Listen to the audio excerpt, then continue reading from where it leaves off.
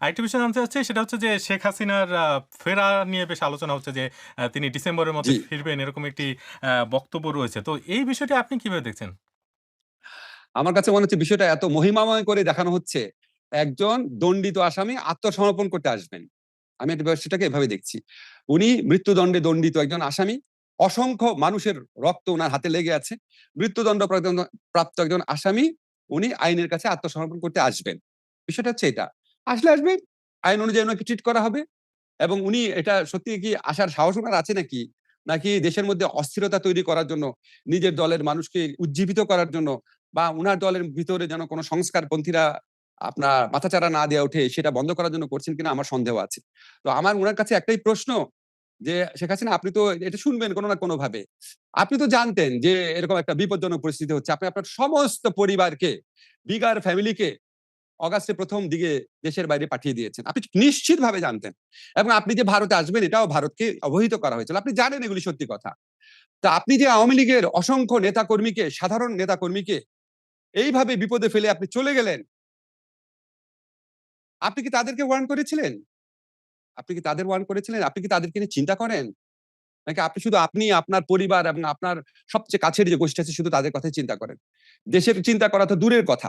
আপনার কাছে তো সুযোগ ছিল। এত বড় একটা দল আপনার পক্ষে ছিল। আপনি অনেক ভালো, ভালো কিছু করতে পারতেন। তা আপনি যদি আত্মসমর্পণ করতে আসেন, আসেন। আমাদের সরকারের পক্ষ থেকে আমি বিএনপি সরকারের পক্ষ থেকে দেখলাম উনারা বলছে আপনার প্রতি ইনসাফ করা হবে, ন্যায় বিচার হবে। আমরাও আপনার প্রতি ন্যায় বিচার করার চেষ্টা করেছি। আমরা নিশ্চিত সাক্ষ্য প্রমাণের ভিত্তিতে যেটা জাতিসংঘের রিপোর্টের মধ্যেও যেটা উল্লেখ আছে, নিশ্চিত সাক্ষ্য প্রমাণের ভিত্তিতে বিচার হয়েছে। বারবার আমাদের একটা ইয়ে ছিল, সঠিক বিচার করতে হবে। সর্বোচ্চ আন্তরিকতা দিয়ে সঠিক বিচার করতে হবে। সঠিক বিচারে আপনার সাজা হয়েছে, আপনি সাজা ভোগ করতে চাইলে বা এই সাজাকে যদি আইনগতভাবে মোকাবেলা করার সুযোগ করতে চান, ইউ আর মোস্ট ওয়েলকাম। কিন্তু তিনি তো এই ভেরি ওয়েলকাম। আদালতের ব্যাপারে তার আপত্তির কথা জানিয়েছেন এবং তার যে আস্থা নেই সেটাও তো পরিষ্কারভাবে তিনি জানিয়েছেন। আমি তো মনে করি উনি দেশে ফিরে আসছে আদালতের প্রতি আস্থা না থাকলে ফিরে আসার কথা না। আস্থা না থাকলে কেউ কি নিজে মৃত্যুদণ্ড পেতে আসে নাকি? নিশ্চয়ই উনার আস্থা আছে। আস্থা আছে দেখে উনি আসার কথা চিন্তা করছেন। আরেকটি বিষয় সেটা হচ্ছে আপনাদের সময়ে হয়েছিল যে আওয়ামী লীগের রাজনৈতিক কার্যক্রম নিষিদ্ধ করা হয়েছিল। যে এই ঘোষণা আপনি নিজেই দিয়েছিলেন আইন উপদেষ্টা হিসেবে এবং বিএনপি সরকারও দেখা যাচ্ছে যে সেই নিষেধাজ্ঞা বহাল রেখেছে। কিন্তু কোনো বিশ্লেষক এটা বলার চেষ্টা করেন যে আসলে একটা রাজনৈতিক দলকে এভাবে নিষিদ্ধ রেখে সমস্যার সমাধান হবে না। আপনি বিষয়টা কিভাবে দেখেন? দেখেন পৃথিবীতে বিভিন্ন সভ্য দেশে আপনি ইউরোপে আছেন। ইউরোপে বহু দেশে বহু সংগঠন, বহু দল তাদের কার্যক্রম নিষিদ্ধ হয়, তাদের রেজিস্ট্রেশন নিষিদ্ধ হয়। আমরা তো আওয়ামী লীগকে নিষিদ্ধ করতে চাই নাই। আমরা কি ৫ই অগাস্টের পরে আমরা কি ৮ই অগাস্টের পরে করেছিলাম? যখন আপনার আওয়ামী লীগ নেত্রী ভারতের মাটির থেকে বসে বারবার আমাদেরকে আন্দোলনকারীদেরকে যারা জুলাই গণঅভ্যুত্থানকারী আছে তাদেরকে থ্রেট করছিল, তাদেরকে মেরে ফেলা হবে, তাদের বাড়িতে আগুন দেওয়া হবে, তাদেরকে প্রতিশোধ নেওয়া হবে। এরকম উস্কানিমূলক বক্তব্য একের পর এক দিচ্ছিল। এবং যখন আওয়ামী লীগের নেতাকর্মীরা বিভিন্ন জায়গায় ঝটিকা মিছিল করছিল, ঝটিকা কর্মসূচি করছিল, তখন এই গোটা পরিস্থিতি দেশের জন্য প্রচন্ড একটা অস্থিতিশীল পরিবেশ তৈরি করতে পারে বলে আমরা মনে করছিলাম। এবং উনি যে সমস্ত কথাবার্তা বলছিলেন তাতে আওয়ামী লীগের সাধারণ নেতাকর্মীদের জীবনও বা নিরাপত্তাও বিঘ্নিত হতে পারত বলে আমরা আশঙ্কা করেছিলাম। কারণ উনি তো একটা কথা বলে খালাস হয়ে গেল। কিন্তু এখানে যে ছেলেটা নামতেছে, এই যে উনার দুঃশাসনের ক্রোধের যে বহিঃপ্রকাশ তো শেখ হাসিনাকে তারা পাচ্ছে না। হয়তো ওই ছেলেটার গায়ে হাত তুলবে।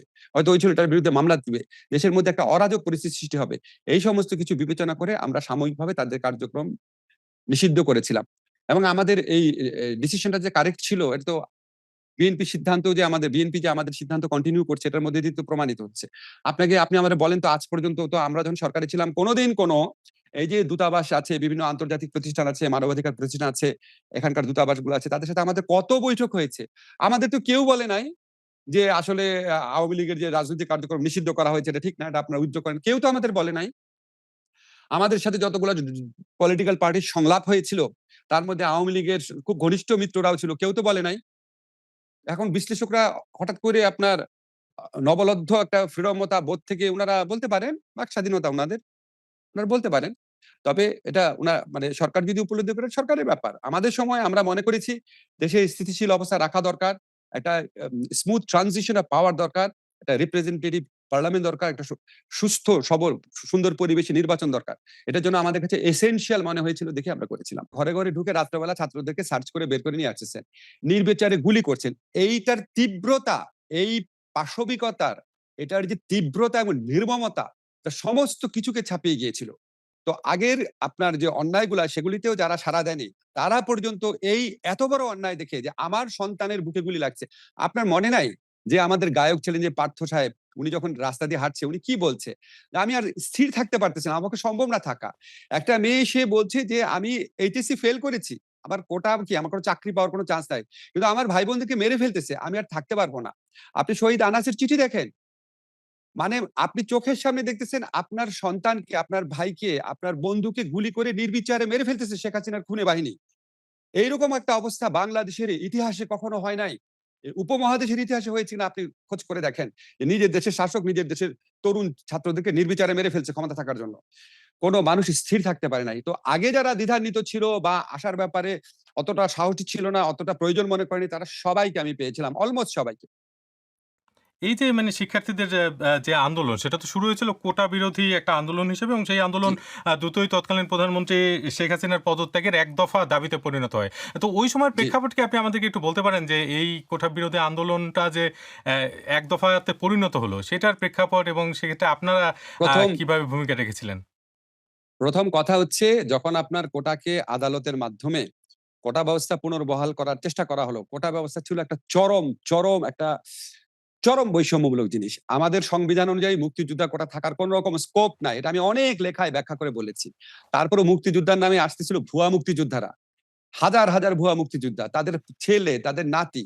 এটা কোন মানুষ সহ্য করবে? এটা আপনি মধ্যবিত্ত, নিম্নবিত্ত পরিবারের যে right two livelihood, right two dignity, right to life, সেগুলির উপর অ্যাটাক একটা।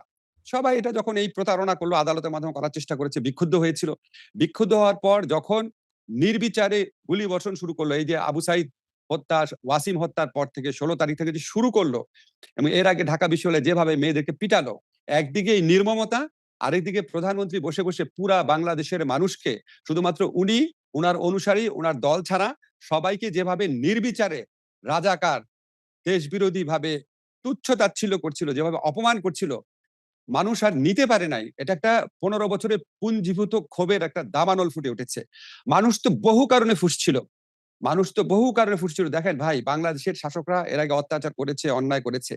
কিন্তু শেখ হাসিনার আমলে যে গুম হয়েছে, বিচার বহির্ভূত হত্যাকাণ্ড হয়েছে, যেভাবে বাংলাদেশ ব্যাংক লুট হয়েছে, যেভাবে আপনার প্রাইভেট ব্যাংকগুলা লুট হয়েছে, সাধারণ মানুষের টাকা শেখ হাসিনার সাথে ব্যবসায়ীদের হাতে তুলে দেওয়া হয়েছে, যেভাবে ভারতের আপনার কি বলবো, ভারতের প্রতি নতজানু মনোভাব দেখানো হয়েছে, যেভাবে আপনার ১৫টা বছর বাংলাদেশের মানুষকে ভোটাধিকার থেকে বঞ্চিত রাখা হয়েছে, এবং যেভাবে উনি কথা বলতেন, মনে হয় যেন এটা উনার এবং উনার বাবার পৈতৃক সম্পত্তি, আমাদেরকে দয়া করে থাকতে দিয়েছেন। এই অডাসিটি, মানে এটা সহ্য হতো না মানুষের।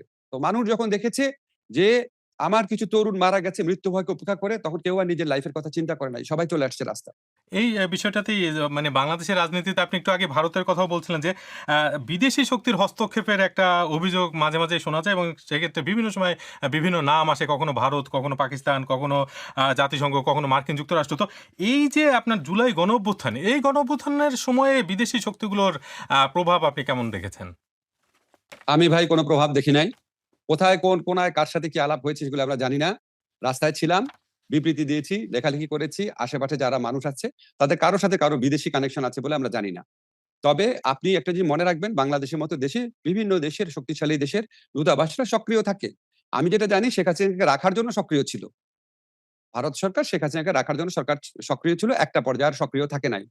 আর আপনার যদি বলেন যে আমেরিকা যেসব স্যাংশন দিয়েছিল ওই র‍্যাবের খুনি কর্মকর্তাদের বিরুদ্ধে, সেটার কারণে হয়তো আন্দোলনের একটা এনেবলিং অবস্থা তৈরি হয়েছে। এনেবলিং অবস্থা তৈরি হয়েছে, আপনি হিউম্যান রাইটস লঙ্ঘনের বিরুদ্ধে ব্যবস্থা নিয়েছেন। তখন যারা হিউম্যান রাইটস লঙ্ঘনের শিকার হয়েছে তারা ভেবেছে আমরা তাহলে নিঃসঙ্গ না। আমাদের যে আন্তর্জাতিক মহল আছে তারা দেখছে আমাদের দুর্ভোগের কথা, তারা দেখছে আমাদের দুর্ভাগ্যের কথা। এটা যে মনে করে কেউ হয়তো একটু এনকারেজমেন্ট পেতে পারেন। কিন্তু বিদেশিরা এসে আন্দোলন করে দিয়েছে। বিদেশিরা এসে আন্দোলন করে দিলে তো আপনার মানে কি বলবো আর? তো শেখ হাসিনা তো বহুদিন যাবৎ বলে আসছে যে আমেরিকা তাকে ক্ষমতায় রাখতে চায় না। তো আগে হলো না কেন? এটা হচ্ছে বাংলাদেশের গণমানুষের আকাঙ্ক্ষা, গণমানুষের আত্মত্যাগ, গণমানুষের আন্দোলনকে নিষ্ঠুর অপমান করা যারা এই সমস্ত কথা বলে। একটি বক্তব্য তো তখন বেশ আলোচনায় এসেছিল আপনার এই ৫ই আগস্টের পর। সেটা হচ্ছে যে এই মন্তব্যটি করেছিলেন জাতিসংঘের মানবাধিকার বিষয়ক হাই কমিশনার ফলকার তুর্ক। তিনি বলেছেন যে জি। বাংলাদেশে জুলাই আগস্টে ছাত্র জনতা আন্দোলনে দমন-পীড়নে অংশ না নিতে সেনাবাহিনীকে সতর্ক করার পর দেশটিতে পরিবর্তন হয়। তো এই যে বক্তব্য, এটা আপনি কিভাবে দেখেন? এটা তো আপনার ধরেন হিউম্যান রাইটস, এটা খুব স্বাভাবিক ব্যাপার। জাতিসংঘের যে শান্তিরক্ষী বাহিনী আছে সেখানে আমাদের অংশগ্রহণ আছে। আপনি শান্তিরক্ষী বাহিনীর ম্যানুয়াল পড়ে দেখেন এই সংক্রান্ত আন্তর্জাতিক যত নিয়ম নীতি আছে ওখানে একটা স্ট্যান্ডার্ড মেনটেন করতে হয়। আপনি বাংলাদেশের সেনাবাহিনী হয়ে, বাংলাদেশের পুলিশ হয়ে যদি বাংলাদেশের জনগণকে নির্বিচারে হত্যা করেন, আপনি শান্তিরক্ষী বাহিনীতে থাকতে পারবেন না। এ তো স্বাভাবিক ব্যাপার। তো পৃথিবীর যেকোনো দেশের সেনাবাহিনী যদি এরকম করে এবং সেই সেনাবাহিনী যদি শান্তিরক্ষী বাহিনীতে অংশ নেয়, জাতিসংঘ বাহিনী তাকে ওয়ার্ন করবে। তো অত্যন্ত স্বাভাবিক ব্যাপার। এবং এটার মধ্যে তো হস্তক্ষেপের কোনো ব্যাপার নাই। আপনি যদি তখন যদি সেনাবাহিনী যদি ইচ্ছা হতো হাসিনাকে রাখা, তারা বলতো শান্তিরক্ষী বাহিনী আমরা দরকার নাই। আমরা আমাদের সার্বভৌম বলো না কেন? কারণ সমস্ত নিষ্ঠুরতার তো সীমা থাকে। আমাদের সেনাবাহিনী একটা পর্যায়ে যেভাবে আমাদেরকে সাপোর্ট করেছে গণঅভ্যুত্থানে, আমি মনে করি এটা একটা খুবই প্রশংসনীয় ঘটনা। খুবই একটা তাদেরও সহ্য হচ্ছিল না। তারা যে ইউনিফর্ম পরে রাজনীতির থেকে দূরে থাকে তাদের পক্ষেও আর নেওয়া সম্ভব হচ্ছিল না। জুলাই গণঅভ্যুত্থানে নিহতের সংখ্যা নিয়ে বেশ বিভ্রান্তি এখনো দেখা যায় এবং জাতিসংঘের যে হিসাব তাতে বলা হয়েছিল যে ১৪০০ মতো প্রাণহানি হয়েছে, হয়ে থাকতে পারে। তারপরে কিন্তু মুক্তিযুদ্ধ মন্ত্রণালয় এখন পর্যন্ত যে সংখ্যা বলছে সেটা ৮৩৬ জন। আবার সম্প্রতি আন্তর্জাতিক অপরাধ ট্রাইব্যুনালের চিফ প্রসিকিউটর বলছেন যে এই সংখ্যা আসলে জাতিসংঘের যে সংখ্যা বলেছে তার চেয়েও বেশি হতে পারে। তো আমাদের প্রশ্ন হচ্ছে যে এই সংখ্যা নির্ধারণে এত দেরি কেন হচ্ছে এবং আপনারা অন্তর্বর্তী সরকারের তো অন্যতম একটা দায়িত্ব ছিল এই বিষয়গুলোকে সুরাহা করা। সেক্ষেত্রে আপনারা করতে পারেননি মনে আচ্ছা হচ্ছে। ভাই, এটার কারণ ঠিক কি? আছে, ঠিক আছে, ফাইন। তাহলে আমাদের যে মুক্তিযুদ্ধ হয়েছে ৫৫ বছর আগে, মুক্তিযুদ্ধে ঠিক কতজন মারা গিয়েছিল আমরা সুরাহা করতে পেরেছি? এটা কি এত সোজা ব্যাপার? এখন আপনি বলতে পারেন এটা অনেক নিকট অতীতের ব্যাপার।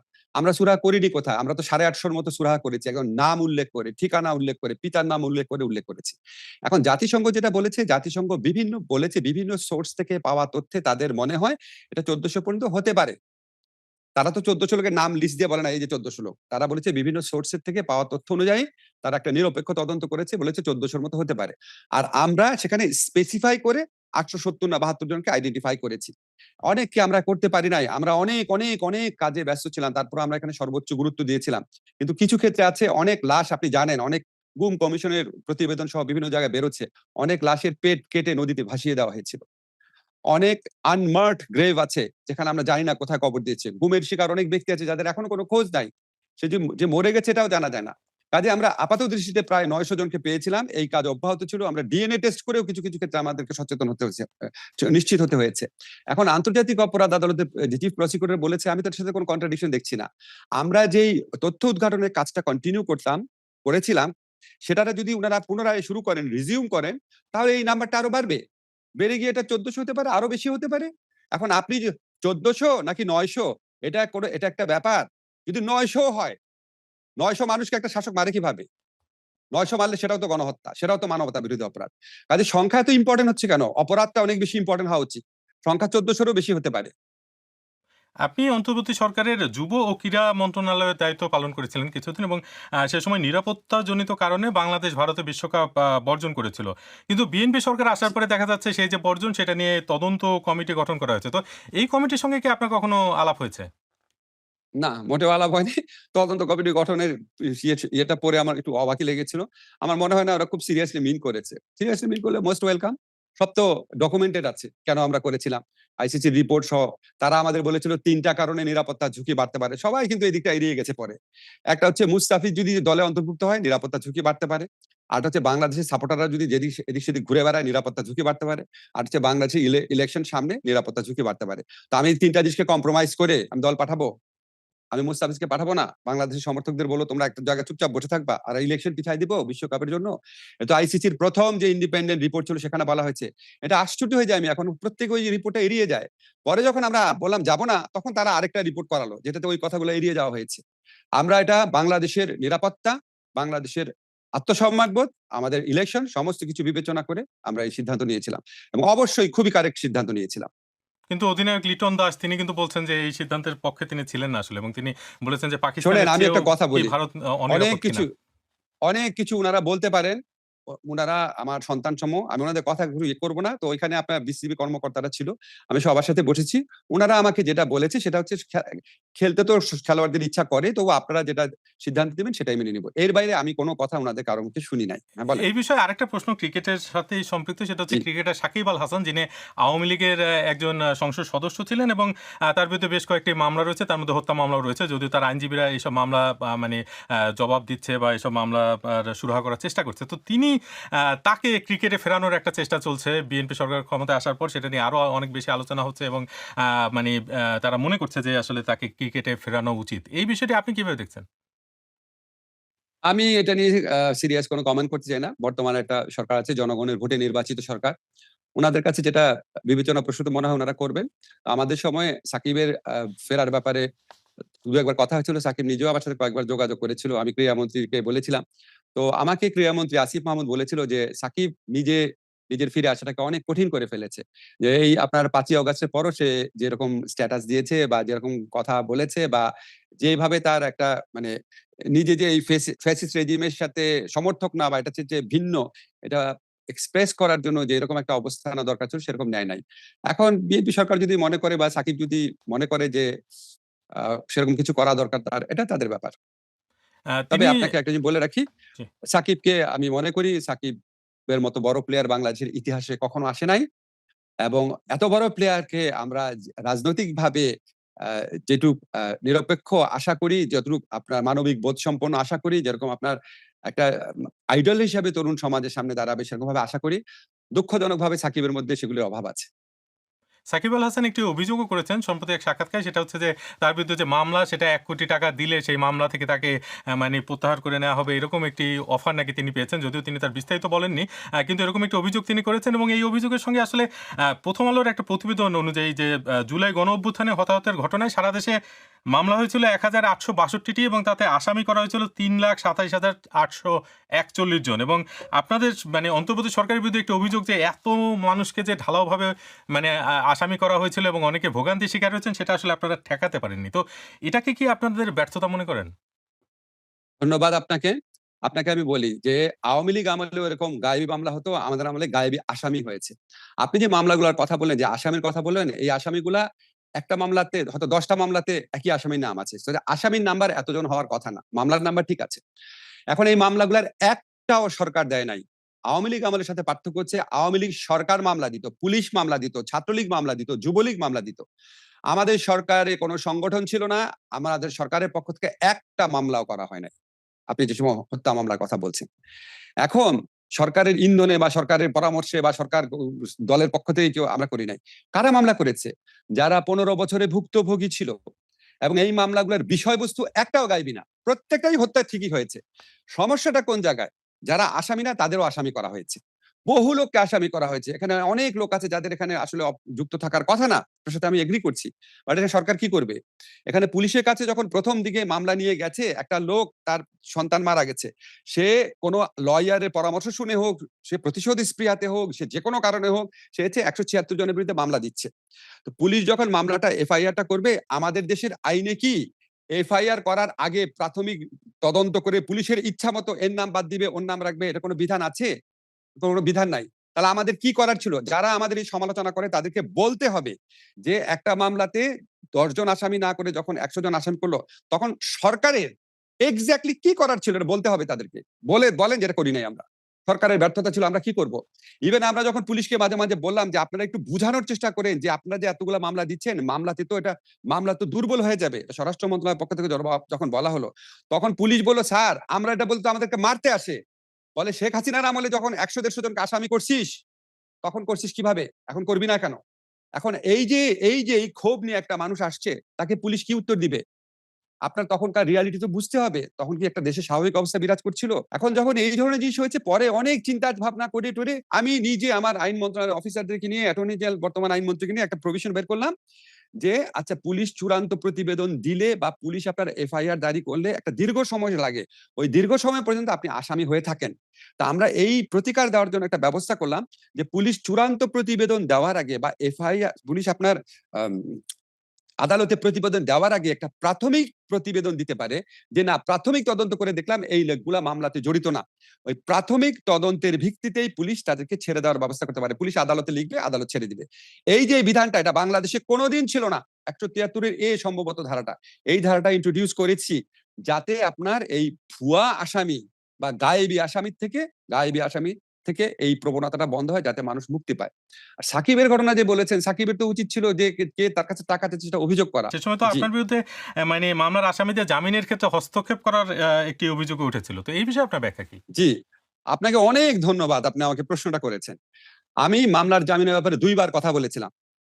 একবার হচ্ছে যখন আমি স্বরাষ্ট্র মন্ত্রণালয়ের কোর কমিটির মিটিং এ যেতাম, তো পুলিশ বলছে আমরা এত কষ্ট করে আসামিকে ধরি আর আপনি কোর্টে গেলে ছেড়ে দেয়। এই প্রেক্ষিতে একদিন আমি জুডিশিয়াল সার্ভিস কমিশনের প্রোগ্রামে বলেছি যে যারা মুক্ত হয়ে পুনরায় সেই অপরাধ করতে পারে, যারা সাক্ষীদেরকে ইন্টিমিডেট করতে পারে, যারা বিদেশে পালিয়ে যেতে পারে, তাদের জামিন দেওয়ার ব্যাপারে আপনারা সতর্ক থাকবেন। আমার এই প্রত্যেকটা কথা কেস লতে আছে। সিআরপিসির কেস ল